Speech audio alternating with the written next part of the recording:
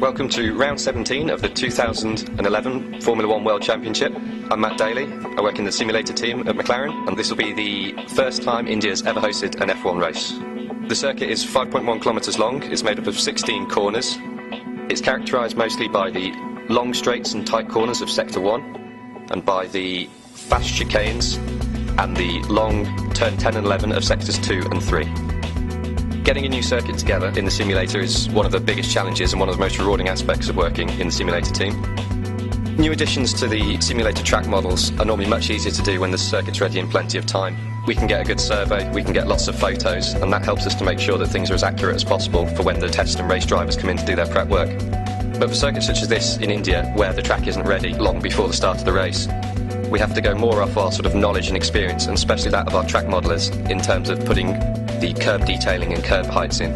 Things like track bumpiness are complete unknown and may play a big part in setup work on Friday at the track. This is our best guess at what we've got, and I'll be watching as much as anybody else on the Friday to see what changes that we might have to include back here in the factory for all the debrief work. We'll join on board now for a lap of the circuit.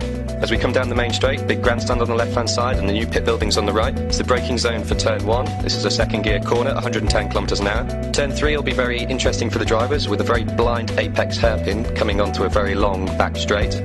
In the simulator we can do things like put bollards on the corner to help the drivers with sight lines and things, but at the track we don't know what they're going to do in this respect.